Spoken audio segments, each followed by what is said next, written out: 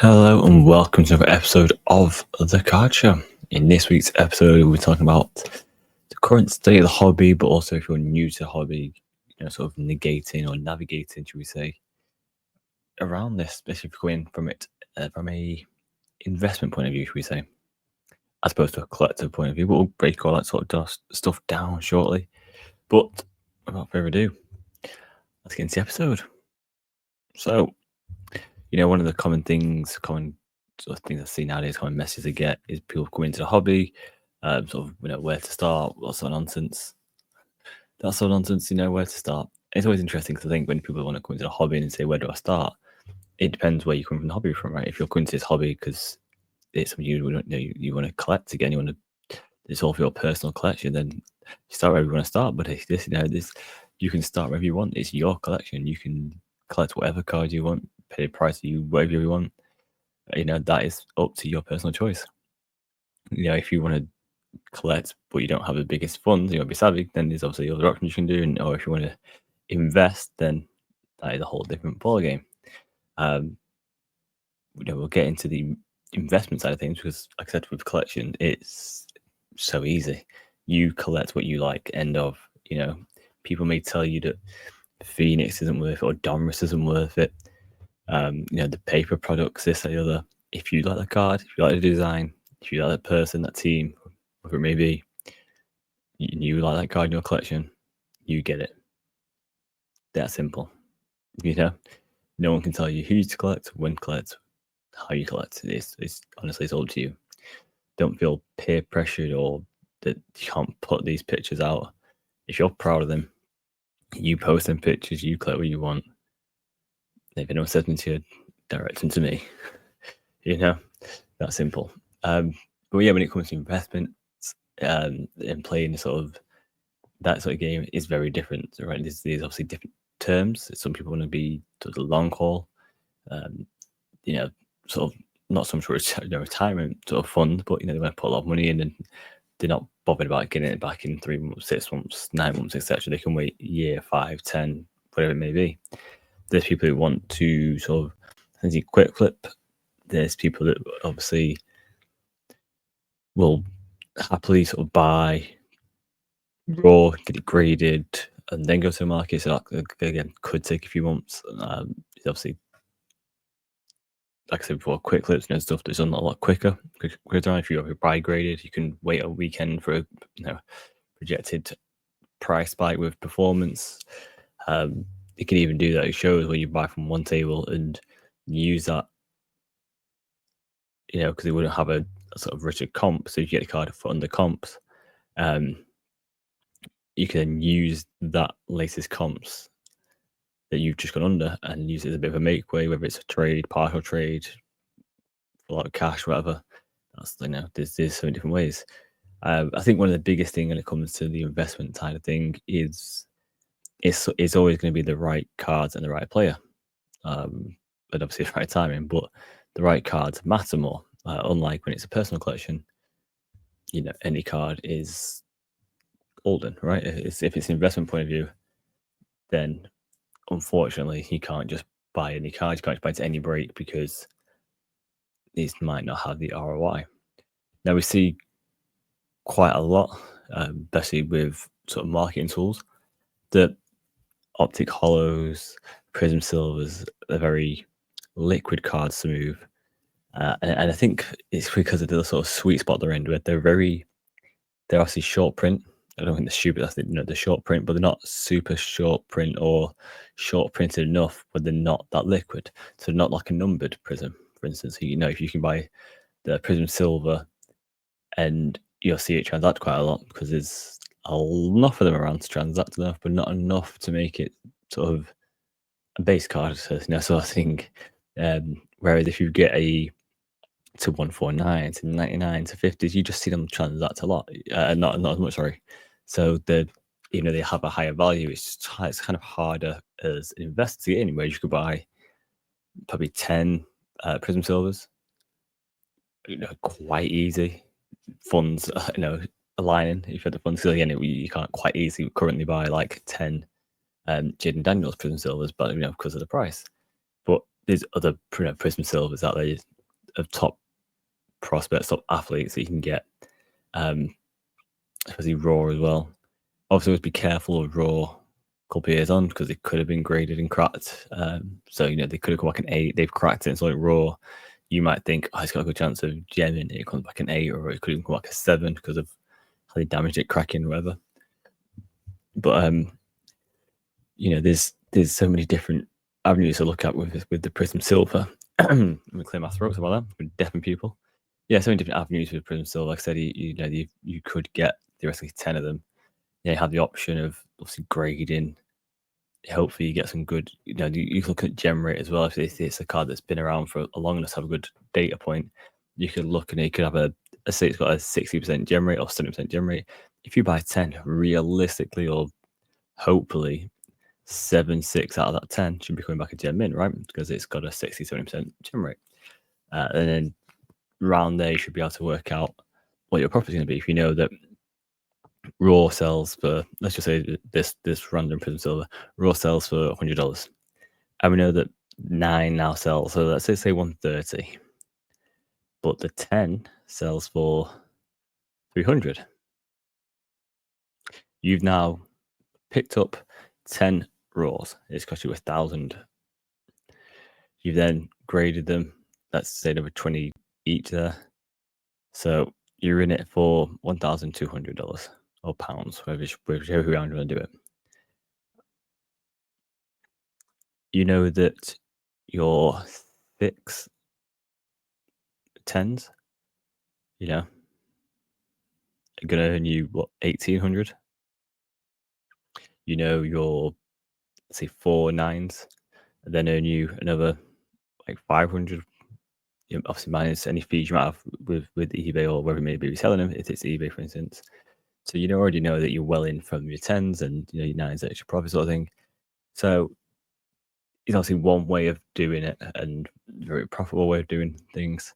Again, it doesn't always work out like that. We've seen it some years where Prism and other products have been very poor grade wise, so 10s are extremely hard in like the 30-40% area. And you're buying 10, hoping to get the 3 that were your gem mint sort of thing. And then obviously I always say being first to market as well kind of helps. You'll see a lot of times the price will start off so high because it's a brand new shiny product, right? It's brand new shiny, it's Prism, it's this, it's Optic, maybe. And then obviously something else comes out, and then some of the higher end sort of stuff comes out. The National Treasures, the Flawless, and that then obviously will draw more money and people go over there. I think what's going to be interesting if you're investing as well is the license change, because obviously currently we've got this.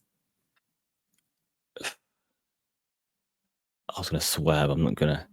Got a situation where we have Topps releasing products for sports and Panini, and obviously the license is going to change. So at the moment we have unlicensed, we have licensed.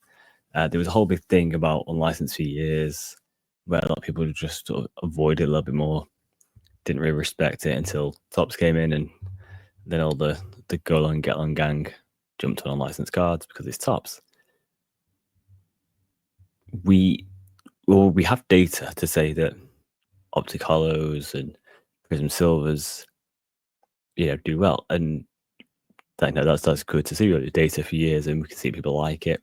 The issue we're going to have now is with these new sets, Composite, Midnight, it's Silhouette, another one called something like that. I can't remember, some like random sets we we don't know what they're going to be. One, what they're going to be worth in 5 years' time. Two, what the sort of, not so much the chase is, but what people are going to like to sort of buy. Will it be just a refractor? We kind of know because Topps had licenses back in the day, sort of Bowman Finest, Topps Chrome, that sort of stuff. The Topps Chrome X Fractor will probably be similar to a Prism Silver, if I had to guess. But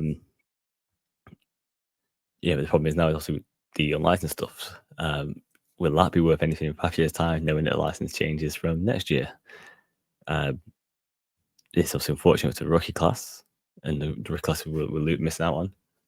But it's very interesting. It's a very interesting take. It's very interesting. But let's get to the sort of the nooks and crannies of it all, of investing. I think, like I said, touched on there, it's with currently with the Prism, Silver, the Optic Hollows. There's many other sets to invest in, don't get me wrong. Just if you look at data and look at what sells consistently and easy to get in, they seem to be ones I personally do well on. I've done well on licensed stuff, Leaf, stuff like that. I mean, you can look at the market currently. We know that Patrick Mahomes signed with Leaf and Wildcard, I think it was, for the last year. So a lot of products to come out this year with his auto on. Obviously, he's now signed with Panini as well, but they've not released any Mahomes autographs in these sets so far. I do not believe I've seen one. I may have. I don't think I have, but yes. So with now all of a sudden being a bit of an influx of his autos, we've seen sort of prices, right? So even if it's Leaf, he's still commanding that $800,000 area for his autos. Whereas if you have the license stuff, they're now bumping up a little bit too, to the 1,215, 2,000 area. So it's getting even harder. So with myself, obviously, I'd love Mahomes auto card. I have a jersey signed. I have a mini helmet signed. I just don't have the card signed. So if I have a card, so it completes it. So for me, I probably will have to do a Leaf, and I'm perfectly fine with that. I think Leaf, I said before in your podcast, Leaf do a great job. Leaf have obviously been the ones that have been on a lot of rookies beforehand. They obviously did CJ Stroud, also way before anyone else did. So yeah, there's that whole scenario. You can prospect that way, buy the latest rookie from the unlicensed products and sell. Again, it's kind of getting a little bit hard now because a lot of the companies now are getting into college. Obviously, with the On It, we obviously Topps do sort of the draft stuff as well, and obviously Prism, the NIL deals. So it is getting a little bit of a crazy market out there. I think someone you'll see a lot of when you go into, and you already have seen a lot when you go into, is Arch Manning. He has Prism autos, so I believe, and he is a Prism. He's a Panini. That's what I meant. Panini autos, not Prism autos. He does have Prism autos, but he's Panini autos.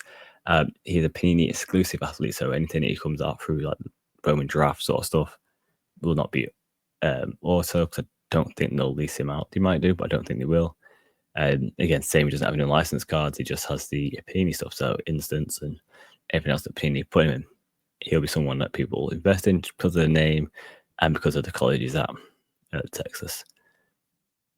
So that's another thing you could do. You can obviously prospects on other quarterbacks, other rookies coming through. Again, it's more American sports based that way. In the sort of UK and soccer wise, there's less of them sort of products. I know Liverpool did one, and they had like Bowman First signs in the little Bowman First on their sort of rookies and their under 18 team, I think it was included. I know we're going to start seeing championship and that sort of stuff. And we have like F2 drivers in Formula 1 products. They always say rookies, and that's, again, rookies is what people like.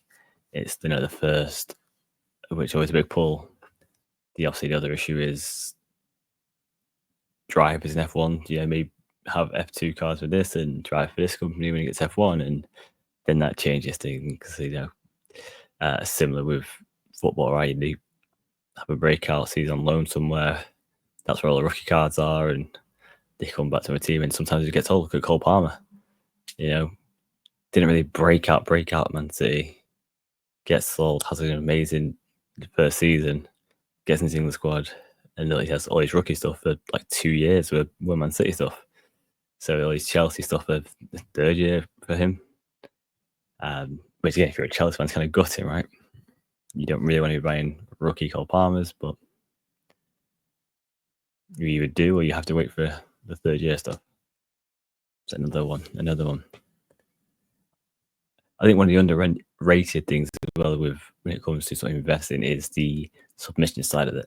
I think people either buy graded and sell, the sort of the hope for the percentage game of performance, or the hype cycles. They hope that there's hype there and they buy it at low and it goes up. the importance of grading is, obviously not to be underestimated, but it's a very important fact. Like whether you're doing it yourself, so you have to get a membership. I'm going to say for the intents purposes of investment, PSA is not the only option. I think people seem to think it is. PSA is the option where we're now having past 5, nearly 10 years now, a lot of data proving that cards in PSA 10 outperform other companies. We can see month on month millions of cards go through PSA's doors. That is where people, the consumers are going, people are going there, and people seem to be buying them cards. Yes, there is other companies that people buy for. People don't usually buy the grading company. If you were to have a PSA 10 and a BGS 10 and an SGC 10, and you were telling me all the same price, would I pick up the PSA 10? Yes, because I think that the PSA 10 will be worth more in 5 years' time. I think these other grading companies, Beckett in particular, sort of falling behind. PSA seems to be innovating a lot more. But when you see stuff like I think I've done it on the lookout, the Michael Jordan, the price difference in a BGS 9 and a PSA 9 is crazy. And when you go down the scale, like a PSA 8 and a BGS 8 and a PSA 7, BGS 7, it is, like BGS 7 becomes kind of affordable for the average folk, and the PSA 7 still a deposit on a house. It's crazy. That sort of stuff baffles me a little bit, but especially because the older cards usually are Beckett, because back in the 80s, beginning of the 90s, that was the place to grade your card to. They were the ones.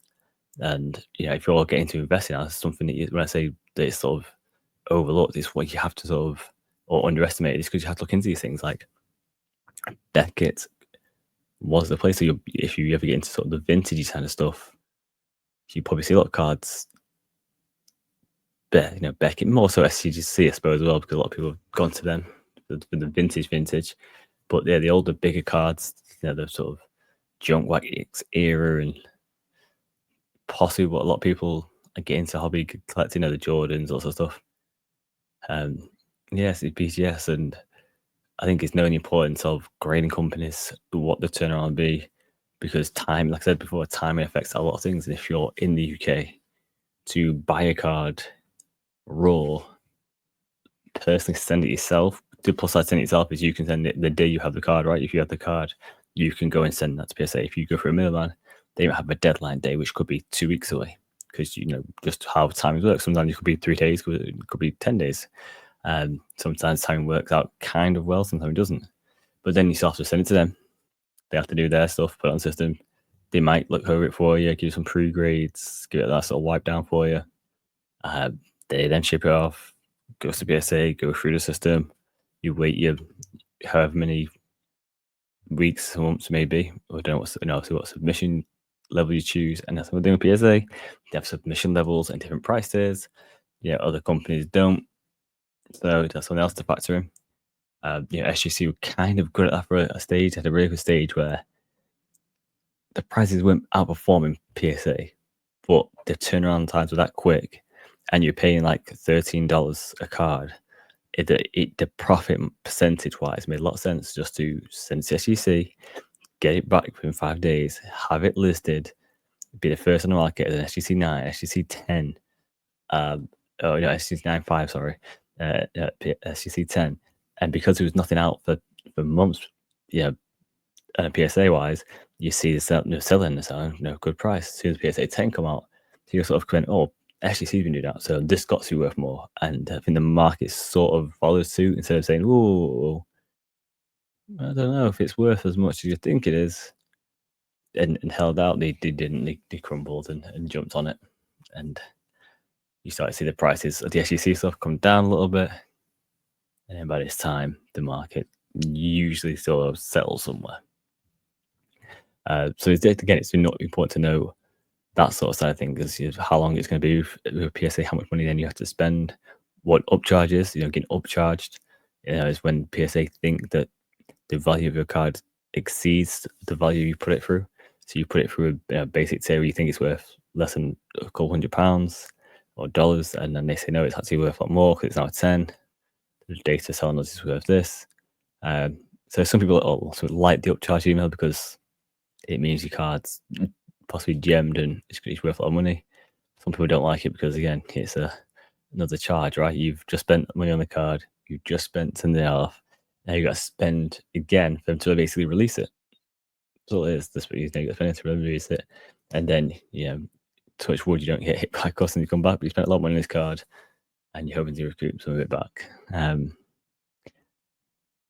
It is one of the plus sides to living in America and living that sort of stuff, right? It's a lot quicker turnaround time. But it is getting easier if you're not from US. There's obviously we have a lot of sort of US lockers now that are very much involved in the hobby, and they offer them sort of services. So it's Ship My Cards. I think Gorilla Ship have that same service as well, where they will store and then send to the consignment, to the grading company of your choice. I don't believe they offer any sort of cleans pre-grade scenarios that I know of, but there's at least then you can get involved in American Breaks or pick up a card on American eBay or ComC, ship it straight to that American address, get it shipped out straight to PSA, get that shipped back. Well, obviously now you could actually just get it kept in your PSA vault and then listed, so you never even see the card. It's kind of what I've been doing the past X amount of months myself. Sort of, I won't say automating the business, but yeah, because I'm very much more into the American sports, American football, basketball, etc. It's just been a lot quicker turnaround time to have it sent there and then kept there instead of the UK having custom issues or just delay of time to come here. Obviously, to be fair, I use Fishes Fast. It's my US locker for stuff that I just want to get sent to me, and they obviously send it in like 3 or 4 days. So it's not like I'm waiting weeks on end. So, but even still, them 3 or 4 days of stuff coming from America to me is a difference between them and being a system in PSA. And then I then have to either get that card prepped and sent back to America, which is another 3 or 4 days. So all of a sudden, let's say you don't include weekends, also let's say 2 weeks behind. I'm 2 weeks behind. 2 weeks behind on a, I think it's 8 weeks admission. And as we know in sports, a lot can happen in 2 weeks. So it could be the difference of a couple hundred. It could be a difference between profits and breaking even. And it's just one thing to think about. Let me clear that throat again. There is obviously alternatives. There is, like I said before, SGC, there's Beckett, there is CGC. And then you have the option of, if you're from UK or Europe, of local grading companies there. For myself, obviously in UK, we have MGC, Ace, possibly the top two. I'm on the big one now at the moment. Me, obviously, I do have a video coming out, a little short video on it coming out, with the AGS, American Grading Services. It's like robo grading, which is interesting. It should be consistent grading. It's all computer done. It's literally the card gets put on this little thing, the computer grades it, goes through everything. They've done new videos of cards being graded and cracked and graded and cracked and coming back consistently the same score, which is good to see. They now have a London office. I've tried it. The submission was very easy. So far I was impressed with it. Didn't get a grade on the card, but it was a card. It wasn't like a card I was enthused about. It was just something to try this company out with. They did sort of a free grade and you just pay for postage. I ended up paying for a few extra add-ons, like the hologram pictures, just so I could also use it for footage. But you're there to like your top three, and again the turnaround time is a lot quicker. The problem is the value you get back from it, right? I think with AGS, you're kind of lucky because it is an American grading service, so it is known in America. You see data quite consistent that it does do well money-wise. More so with the TCG side of things, you need to have quite a decent TCG sort of following. Pokemon, TCG, that sort of stuff. obviously with Ace, they're more of a TCG Pokemon sort of grading company. They have gone into sports, but it's kind of difficult to tell if that's really worth it. They offer custom labels, which sort of helps, but yeah, I don't know if it's really the one to maximize profit. The MGC is they've done a lot, especially like on the groundwork. MGC, the company that were at the shows from day one, supporting everything. First ones I remember doing on-site grading shows, and it's surprising because I think they were so sort of sport heavy at first. Like a lot of sports people got involved with them, and now it's more TCG. I'd say, probably close. Probably maybe it's a 60-40, 70-30 area. Sports TCG. Maybe I'm way off. They have to confirm on that one, but it's just what it seems like. So it seems they have a very good following. Also, have a good membership scenario, which is interesting. It's like $34.99 for 5 cards a month. And sometimes they offers where the gold service, where it's like only like 3 days. It's like 5 cards for £99. So, I think that's right. 5 cards. Maybe I was wrong. 5 cards at £9. It sounds alright though. They just sent me an email, so let me just double check the email. Gold service is back. Use. There we go. This is an unpaid promotion. How about this one? So MGC right now. So get 40% off your gold service. Ends the 21st of July. Oh well, yeah, it ends the day of releasing it. So make sure you listen to the day of release. 3 day turnaround. Gold 40 gets you 40% off the gold service. A 3 day turnaround, that is crazy. But again, imagine if it's a new card. $39.99. Okay, so $39.99, 40% off. Let's see what the membership is there.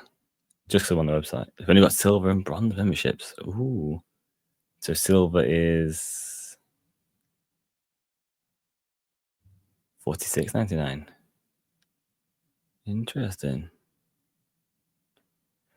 So MGC silver members will have the ability to submit 3 cards every 2 weeks for $46.99. Normally it costs you $68.97. So I didn't know that. I did not know that, but yeah.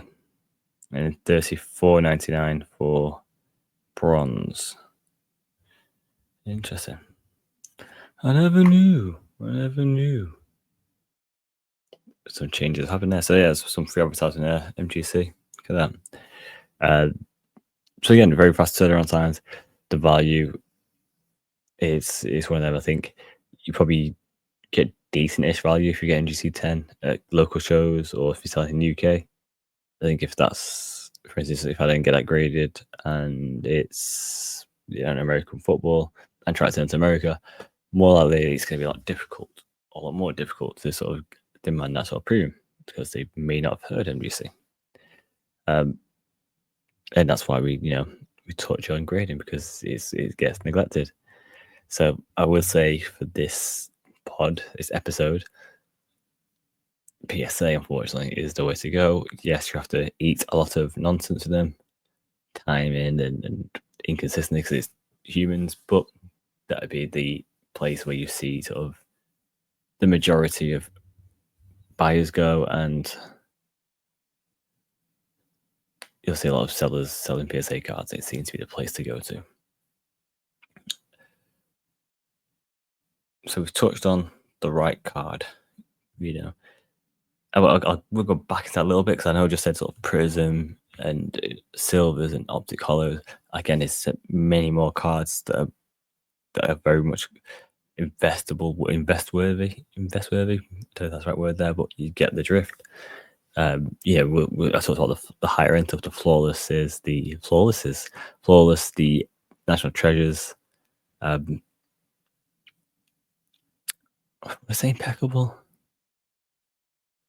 Possibly. These other sets, I think you'll see demand, and you'll see if you go shows, you'll see a lot of tables with the similar sort of sets as well, and that sort of shows you an indication. I think the other thing as well is don't be afraid to ask at shows. Hey, what you find in selling well here, what you find in people are trying to buy. If that's not if you're not that way inclined, you can always go on eBay, sold searches. You can go on other search marketplaces or use data apps to find out that information as well. You'll see the trends, the market trends. Again, usually the product that comes out, you'll see that kind of flooding the market a little bit in the latest product.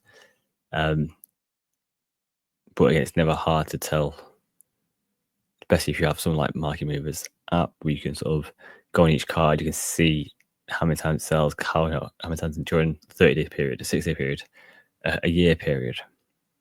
Again, this is why we know that the Prism Silvers, the Optic Hollows do well, because we have data from numerous card sets that this does well.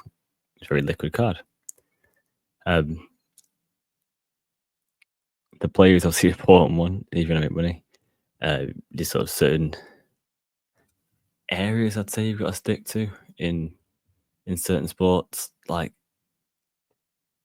it's kind of, I won't say it's hard, but what you're kind of finding is when it comes to sort of basketball, like centers don't really move the needle. The big guy. Yes, at the moment we're obviously having a big guy influx, right, with Jokic being MVP and actually ball like Wemby. The big guys are sort of having an in.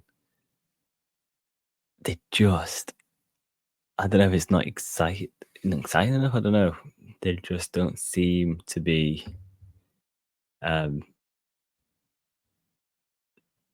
where it's at. I think if you look at NFL, we have skilled players obviously doing okay in parts, but main money goes on quarterbacks. And when it comes to ice hockey, again, like the goalkeeper cards do a lot less. So if you have a sort of enforcer, the brute force, they'll have like a bit of a cult following. People will ban him. But everyone always, it's a bit like soccer, football. People like the goal scorers, right? The Haaland's going to always outperform the sort of Ruben Dias's. The Mbappe's will always outdo the David Alaba's sort of thing. That's just how it seems to be set up. We want the person that's going to be making a difference in the game. Not that defenders don't, but more often not the striker scoring a goal, the winning goal, or a hat trick, or all these sort of things. And I know someone's going to be in a comment saying, "Well, Josh Ravidal for City has been bagging more than most strikers." And I get it. It's just not as exciting, is it? It's just not as exciting. So yeah, and I think as well, it's one of the revenues. One of the things is look at is where you're selling.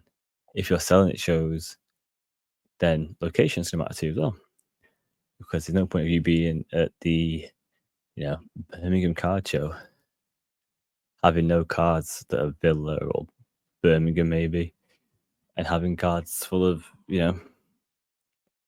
Liverpool, let's say, for instance. Maybe with some Liverpool ones there, but possibly narrowing your audience a little bit. Or if you're full of like Newcastle cards, this sort of thing. Personally, I wouldn't advocate for not so much setting up at a show, but having sort of that much stock that you'd need to sell up at a show. I think they have a lot of money in inventory that you sort of, like I said, if you're doing it show dependent, it's kind of difficult. You got to have X amount to please the local fans, but then also X amount. When I say please, I mean X amount that you know that you've got a good deal on them and it should do well here. If you're going to Scotland, for instance, taking Scottish players, or players that play for the Scottish teams, as opposed to having table full out of English teams, for instance. You might be a bit like interested in that sort of stuff. But if you specialize in NFL, take us to NFL, we'll be ready to go, because people will still be there for NFL. You just might have a smaller market. You may have a bigger market than what you'd have for baseball, but it might be smaller than what you'd have for SPL or F1. It could even be smaller, obviously, than Pokemon sort of thing. So it's one of them, being aware of the market, of what you want to do. Maybe you want to get involved in Pokemon, and that's a trickier one, in my opinion. Obviously, we've seen at the moment, it's just absolutely on fire, that market. Everything just going up, up, up, up, up. And it's not like sports where you'd sort of want the rookie card. So, you don't want the Pikachu RC, get the RC logo. And just expect that one to be the main one, because it's the rookie card. There's so many more cards that come out that's just equally stunning, that do really well. We see the Van Gogh, if I pronounce it properly, the Pikachu moment again, having another moment, and it's like, I think it's is it a pop of like 20,000 or something like that, and it's still going for thousands. It's crazy. You would have thought that'd be enough supply to reach demand, but apparently not. We still got 35 minutes. 35 minutes. Right. We touched on sort of the cards, haven't we? We touched on sort of not so much the players, but the sort of the highlight people. People are going to track the news, the TV time. People are interested. People get excited. Just when grading, they're the sort of three main components. Timing, as well, like I said before. I don't know. Maybe I'll do another part on this. Maybe I will. But they are the key things. It's the right player, the right cards, the right time. You kind of want to get the first in the market. Getting the right player, unfortunately, you have to do some homework. This is not an easy out. Unfortunately, you can't just buy any team, any player, and go for it. Do your research. Do you think we'll make it? Again, not everyone's a winner. Sometimes the cards look good online, or sometimes you don't even see, even right from your nose, you don't see it. Because you look at this card and it's beautiful, nice edges to do it, and then the grader sees it and just tilts it, and they go, hey, a little bit of a line here. This is now a 9, and just drops everything that much more. But you can get lucky sometimes,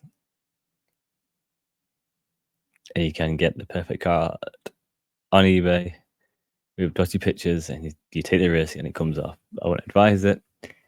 Try and look in depth on the pictures. Try and look in depth in real life. Take a magnifying glass if you need to. I can't remember what it's called. Jeweler's Loupe. There we go. Jeweler's Loupe. I think that's what it's called. I got this like 20 years. I can't remember the X's. Handheld one. It's got a light on it as well. I actually got a Jeweler's Loupe. Just put the card under. I'd recommend them. Obviously, if you want to even get involved that much, you could always send it off. I know the people at Third Down, they have a sort of a cleaning service and basically encompass it in their submission. I think they submit through Subcenter. So again, they have a shop there with kind of a well-respected middleman service. They get sort of like giving your cards the best chance. If you're too certain about cleaning, etc., give it over to Third Down. They will do a dirty work essentially, and then they will send it to the Subcenter and it's off. But yeah, maybe we'll do more in depth on this. But I hope this is like a brief understanding of, it's not just a case of I'm into cards to make some money. I can just buy what I want. It's all about the sets. You have to look into the sets, what people want. There's a lot of stuff that isn't as desirable. It's weird because obviously I want to say to stay away from base cards, but you'll see base cards are very liquid. If you look at which cards are selling the most each week, more often than not, is base, because base is sort of affordable. You can pick up the Jaden Daniels base optic at the moment for he's like $8, $9, whereas you look at his hollow and prisms, etc. It's crazy prices. So people just want to be involved in the player they like, right? So they'll get the base if they can afford it. So yeah, ideally stay away from base just for I don't say function gains, but yeah, it's a tricky game with base. If you're buying base, yes, you can buy in bulk, but they could also go down to 20p cards. They could be $5, $6, $7 cards, £5 cards, whatever it may be. But yeah, it's just a lot of cards to sell that way. Whereas if you go for the silvers, optics, any sort of numbered prism user as well, it's just harder to sort of get. People like prism. The optics side of things, it's kind of a little less. You don't really see the bumps as much unless it's like a proper low number. Like there's like the Fanatics wave. It's like 300. That's like less than the Optic Hollow. Even though there'll be less of them, they're more scarce. The Fanatics ones, because it's 700, we know there's more than that. They're the Hollows. Yeah, it's a weird one. Again, you'll find that if Phoenix comes out all of a sudden, Phoenix Gold to 10s, that sort of stuff will do well. So I think it's something else to bear in mind that it's not always just about the flawlesses, the national treasures, the immaculates, impeccables. Sort of low number stuff will always usually do well to the right person. I said if you want to 10 of Mahomes, I couldn't think of. I don't think I've ever seen a to 10 of Mahomes or a to 10 of Brady go for cheap sort of thing. So there's something else to think about, right? I doubt you'd go on there now and find a Jaden Daniels to 10 of anything for cheap money. Caleb Williams, cheap money. Sort of LeBron James, Luka Doncic. You won't find Chet Holmgren. Just to 10s, 25s, maybe 25 or something for decent-ish, but not cheap money. So scarcity matters. People love autos, on card more so as well.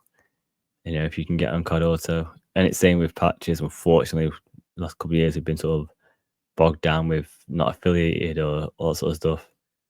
I'm hoping in the long run people go back to the earlier stuff, the 2000s, maybe late 90s as well, but definitely the 2000s. Get the game worn stuff. I picked up a game worn Frank Clark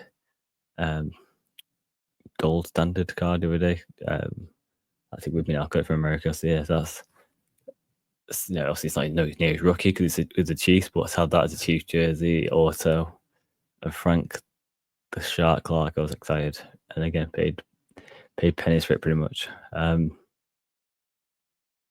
So yeah, game used. I mean, if you get game used rookie on card auto, you're probably gonna be laughing. But we'll get into that side of things because it's kind of a minefield, right? With game used, not affiliated, player worn. Let's see what event as well, event worn. They start putting like Christmas hats or sweaters in there, Christmas sweaters or maybe gloves. Yeah, and obviously sticker autos, and obviously the controversies around autos in general at the moment. But yes, we'll maybe do another little part on that. But I hope that sort of helps the basis of the card, the player, the timing, and obviously the grade's going to matter as well. The grade and the grading company. But yeah, maybe I'll structure one a bit better than this, break it down. But just some quick thoughts I had. But until next time, have a good week. I'll see you then. Peace.